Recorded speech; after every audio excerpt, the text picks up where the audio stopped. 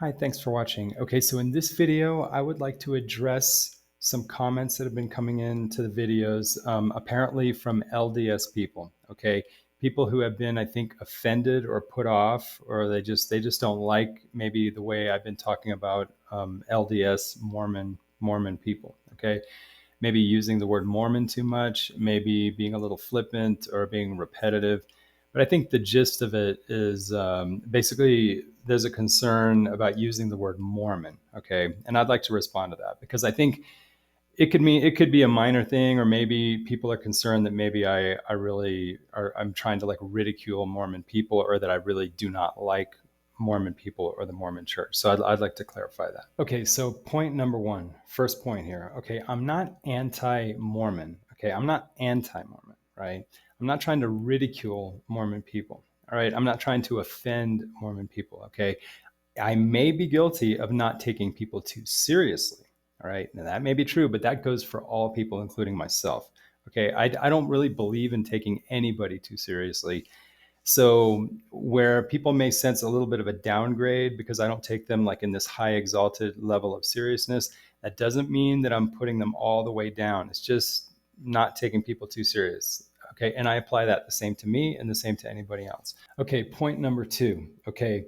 I think it's pretty clear from what I've said in the videos that I'm not myself a very religious person. And I also try not to be too superstitious. Okay. So people may sense that I have kind of a hostility towards people that are more superstitious or have a more, let's say, a more colorful, imaginative sense of the supernatural. And here it might surprise people to know, and I'm just going to tell you that I am actually not really an atheist. Okay. And I really am not very sympathetic to atheists. Okay. I guess atheism and the atheist attitude is something that I just don't understand. I'll just put it that way. I'm not hostile to it, but I just don't understand.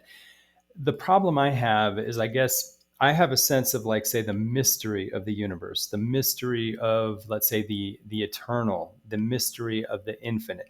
And I think, at least from my taste, I think it's nice to keep a little bit of mystery when it comes to the infinite and the eternal. Okay, so I understand humans, we are superstitious. Even I am superstitious. I just try to minimize it. I myself, you're not going to catch me at midnight walking in a graveyard. I would never do that because I tend to be superstitious, but I try to minimize it, right? But I don't just try to minimize it because I'm afraid. It's not just because I'm afraid. I think it's also because I do have some kind of philosophy. Okay. And this is the philosophy that I find that I really believe in. Okay. It seems to be a good policy for me.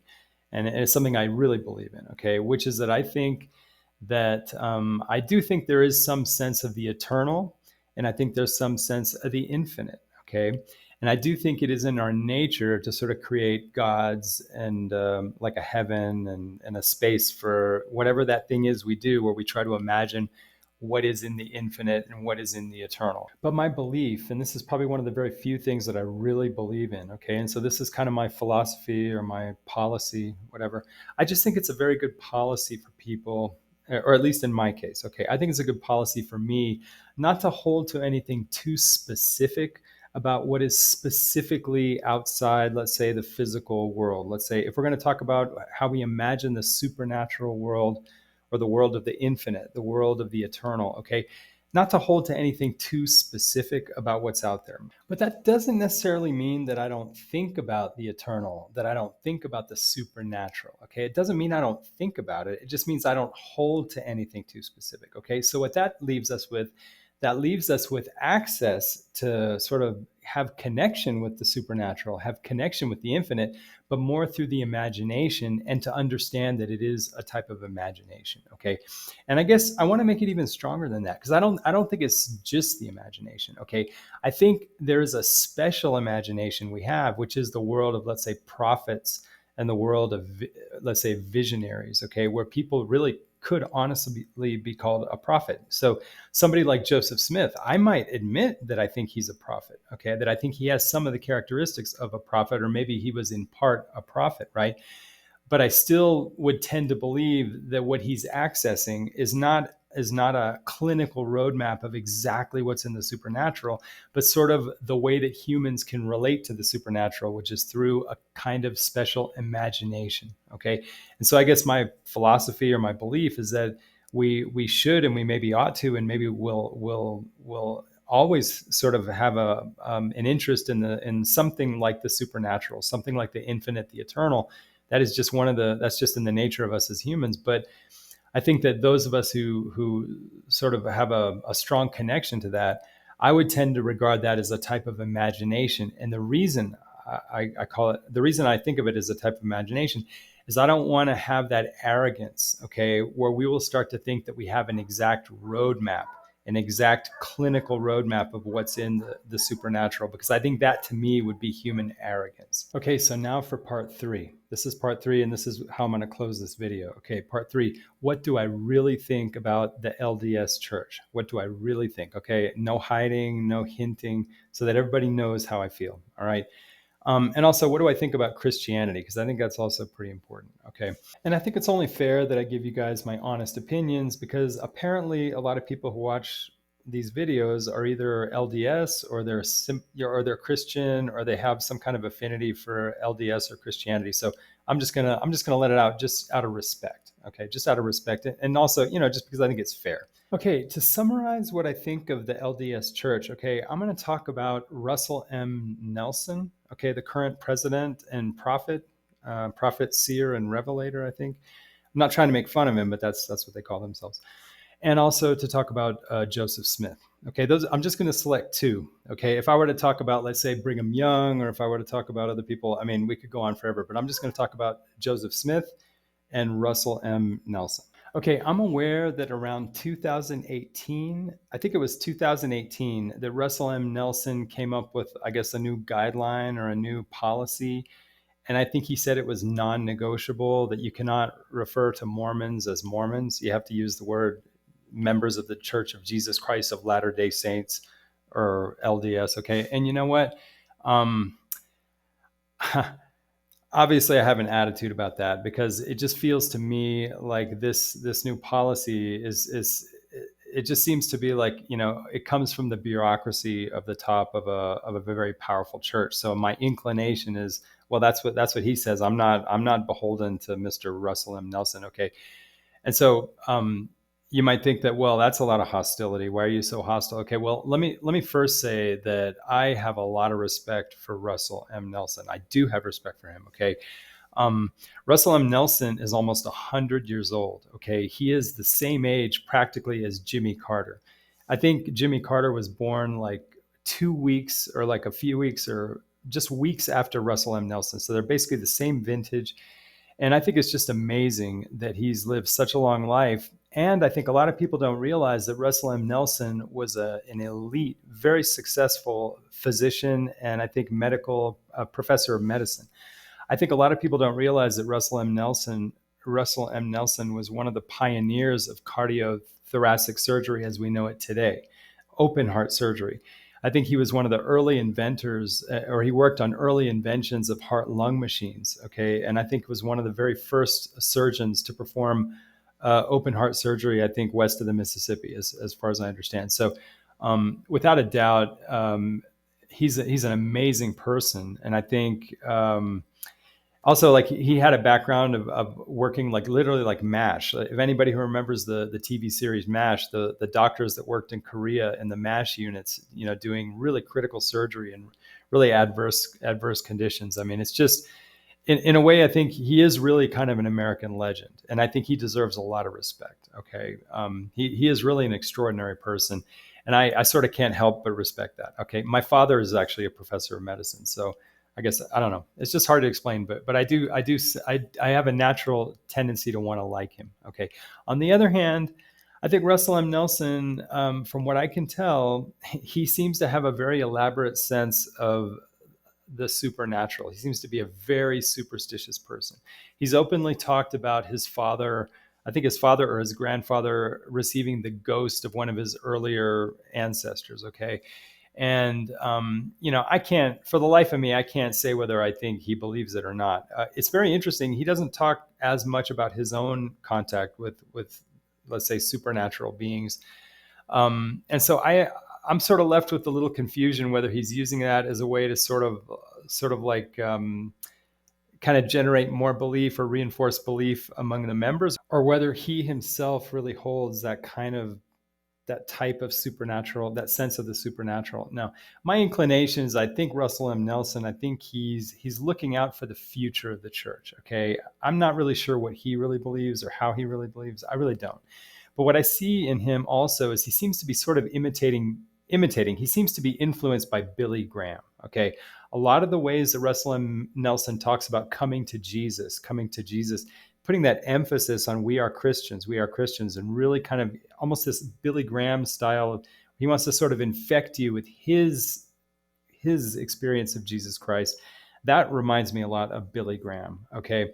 And so I have to think that maybe as Russell Nelson looks to the future, I think what he's trying to do is I think he's trying to sort of eliminate the distance that we perceive between the LDS Church and regular, let's say, kind of mainstream, not mainstream Christianity, but I'm not saying mainline Christianity, but I'm saying maybe evangelical Christianity. So I think Russell M. Nelson, in some way, I think he's trying to bring Mormonism, LDS, a little bit closer, or not to seem so alienated, to what we would call evangelical Christianity. Okay, so that to me seems like kind of a tactic. So I tend to look at Russell M. Nelson as kind of a tactician, and he's up to something. He wants to sort of bring LDS a little closer to what we would consider evangelical Christianity. All right. And so I look at him as being sort of, he's thinking kind of like, I don't know, like the leader of a country. And he seems to be very careful about the image of the church. And he wants all the language of the church to be adapted to his agenda, which is he has a plan, I think, to get Mormonism a little closer to mainstream Christianity. All right. So, my response to his desire that we don't call them Mormons, well, that's his agenda. Okay. That's his agenda, not my agenda. Okay. And bottom line is, look, I'll try to say LDS, but to be quite honest, I don't really feel like I need to toe the line to, let's say, the president of a church that I don't belong to. That doesn't mean that I'm trying to insult the church. It doesn't mean that I'm trying to I'm trying to, like, say, ridicule the church. Not at all, not at all. But I don't have to go along. I'm not subject to Russell M. Nelson. Okay, and so when people tell me, well, if you call us Mormons, that's a slur, like using the N word. I don't think so. I think it's part of a political decision, and it's a decision just like if, like, say, Vladimir Putin, you're not allowed to call the Ukraine war a war. You have to call it a special military operation because that's his agenda, as part of his agenda. Well, I'm not part of that agenda. Okay. So I don't think the word Mormon is a slur. And in fact, I think a lot of Mormons use the word Mormon. Okay. I really do think a lot of Mormons use the word Mormon. I think I've heard them quite frequently use it. And I think, right before Russell M. Nelson came up with this new strategy, there was a major campaign called I'm a Mormon Too. And you can still see the videos, and the church hasn't taken those videos down off their website, okay, or off their YouTube channel. So I don't think there's much more to say about that. I say that with respect, but I'm not going to pretend to be subject to this tactical maneuver or whatever this new this new tactical chapter by Russell M. Nelson. That's just, I'm not subject to that. But I say that with respect. I'm not trying to ridicule anybody. Maybe I don't take it quite as seriously because I don't have to. So the next thing I wanted to talk about is, what do I think of Joseph Smith? Okay, I think Joseph Smith is one of the most interesting people in American history. I think he's a very interesting person. Okay, I think that if you consider that he was not really a fully literate person. I mean, I think he was well read. I think he had read the Bible, and I think he was very, very immersed in the Bible, in the King James Bible. Okay. But considering he wasn't really, like, say, a professional writer, he didn't really have the education to be writing what he produced in the Book of Mormon. I think we can say the Book of Mormon is a phenomenal product, okay, of some very special imagination, okay, not a normal imagination. I would say, let's call him a prophet, okay? And in fact, maybe it's good that we have a prophet in our near memory, okay? Because as prophets go off into the centuries, okay, we start to lose a sight of maybe the fact that prophets can have baggage and prophets can have warts and baggage, right? Prophets from far away, they look like these supernatural beings, like say the prophet Isaiah. We don't know who Isaiah was. He's too far away. But as they get closer in time, we notice that they have maybe imperfections, maybe they have warts, and maybe they have baggage. Okay, and so I would say that maybe I would say Joseph Smith was easily a genius. I mean, because clearly, just to produce such a phenomenal amount of product, just through his inspiration. I mean, obviously a genius, obviously some kind of prophet. Okay, and a very interesting person, because in a way he sort of challenged he challenged a lot of the orthodoxies about how to interpret the Bible. I think he was very much informed and very inspired by Freemasonry, and I think Freemasonry kind of opened his mind up to maybe rethinking and not being so locked into the old orthodoxies about how to interpret the Old Testament, for example. But I do think that Joseph Smith has shown us that a person can be, let's say, a real prophet, okay, but also maybe have some kind of deviant or kind of odd or eccentric qualities, okay? And that maybe the danger, I think, of creating a religion is maybe prophets shouldn't be the one that create the religion. Maybe prophets should be like one aspect of a body of let's say, some kind of spirituality, but maybe they shouldn't be at the same time the religious leader. Maybe there should be like a separation of a prophet and, like the government. You have the judiciary, you have the legislative, you have the executive. Maybe the prophet's like the executive, but then you need to have a judiciary and a legislature, to sort of balance it out, because I think prophets can also be unstable. And I think they can also be a little bit, they can be lacking in judgment. Okay. And so, where I agree with Joseph Smith that agency is very important. Okay. I agree with that. All right. If you really want to have agency, you can't overly indoctrinate people. Okay. And so if by accident this church developed that is too heavy in indoctrination, then there's no agency. You sort of snuff out the opportunity for people to have agency. Okay, I don't believe in the indoctrination of children, for example. I think children should be raised at a neutral distance from the core of a religion, and then when they turn 18 or after they've gone to college, you should offer them the opportunity, if they want to get to know. But then it's the burden of the church to sort of deliver an attractive message, as opposed to coercing people and indoctrinating them. So, in my opinion, I think the Mormon Church has too much indoctrination. That's my opinion. I'm not trying to ridicule the church. I'm just speaking my opinion. Okay, and maybe unlike a lot of people, okay, I'm not really that concerned about Joseph Smith's attachment to what they call the Hebraic Indian theory. The Hebraic Indian theory. Okay, this is a theory that was actually very popular around Joseph Smith's time. Okay, so this idea of the lost tribes of Israel, okay, that was a big concern among Christians, let's say around, let's say 1820s, 1823. And in fact, another person in New England whose name was Smith, I think his name was Ethan Smith. You guys can look this up. He wrote a book, basically talking about, how the American Indians are basically, they're basically, their ancestors were the lost tribes of Israel, or something like that. Okay, so this idea was kind of going around at the time. And remember, in the 1820s, there was no genetics. Okay, so people were left to wonder, who are these Indians? Who are these American Indians? I don't think people had the wherewithal to think that maybe they came from Asia. Maybe some people did think that, but I'm thinking, it probably was a real puzzle for the Europeans settling in the Americas. So, that was just that was just an idea that was popular at the time. So it shouldn't be surprising that Joseph Smith, used that as part of his imagination in setting up the Book of Mormon. So I'm not really too concerned about that, because that would actually at the time have been a very relevant and very kind of not really a very eccentric idea at the time.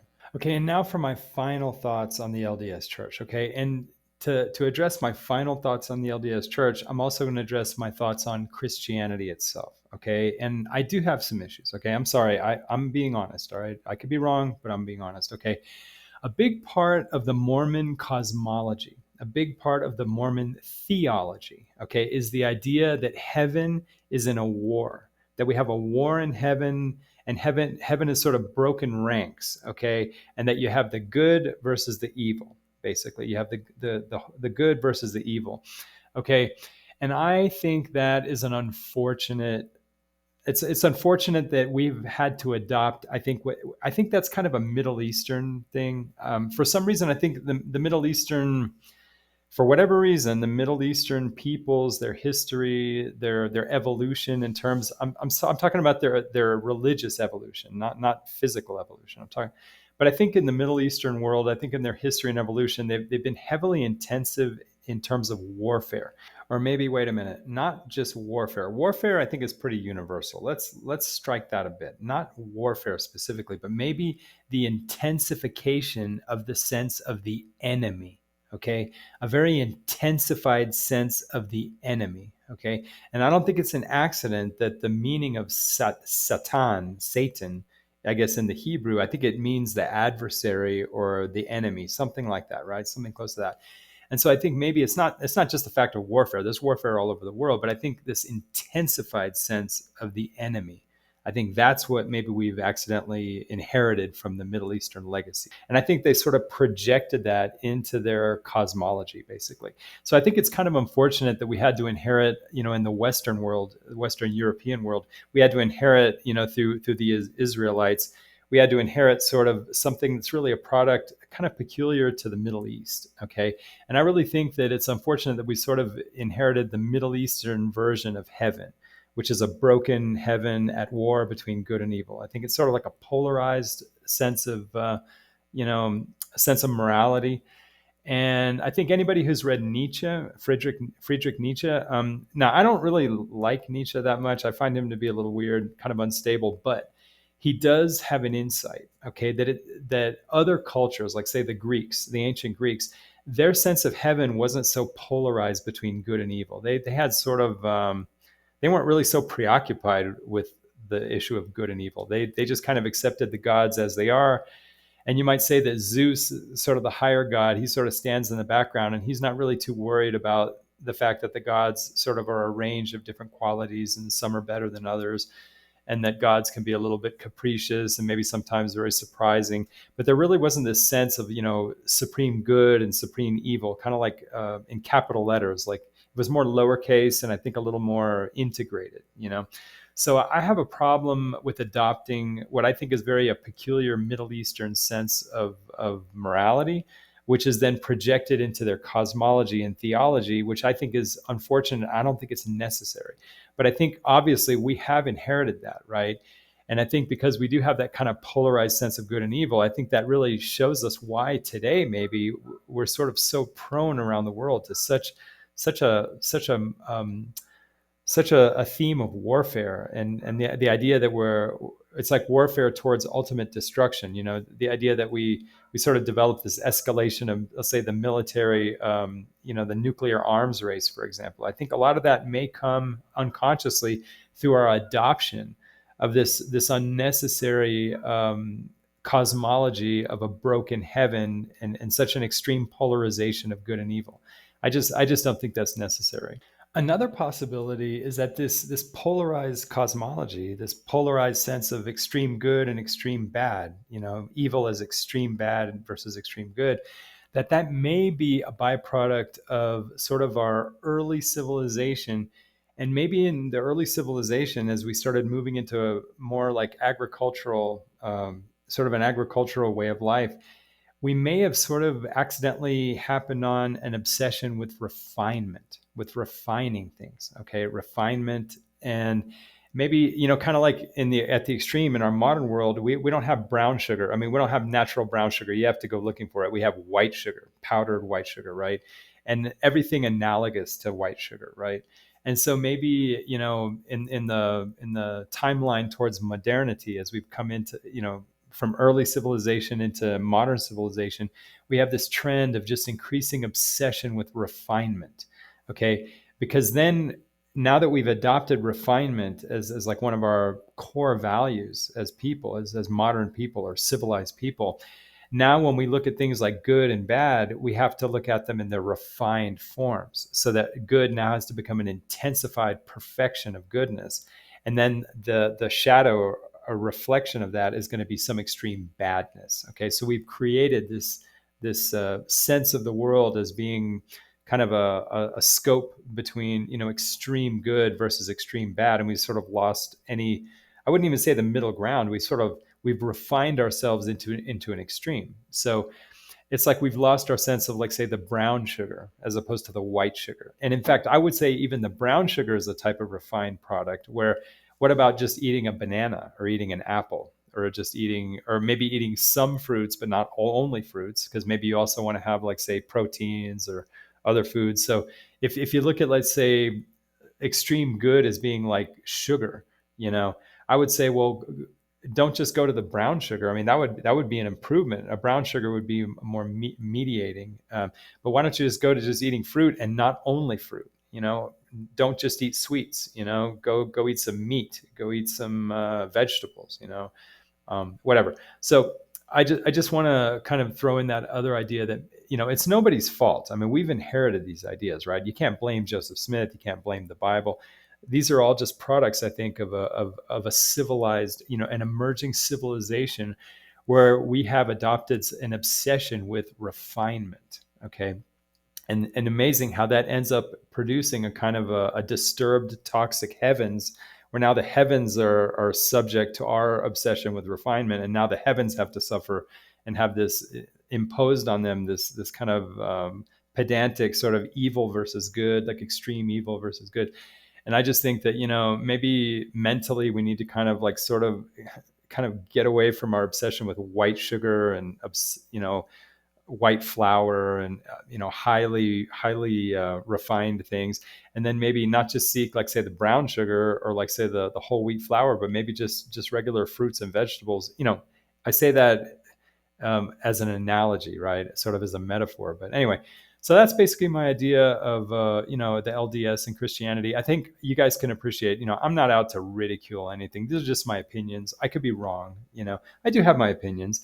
And I basically said what I think about LDS, and no, I don't take them too seriously, just like I don't take myself too seriously. Okay. So I'm not trying to ridicule anybody, but I'm not beholden to Russell M. Nelson. I want to be respectful. I think he's a very interesting person, but he has an agenda. It's not my agenda, and I don't think that Mormon is a slur. But I will try to use it less. I want to be respectful. So anyway, appreciate your patience, and thanks for watching this very amateur YouTube channel.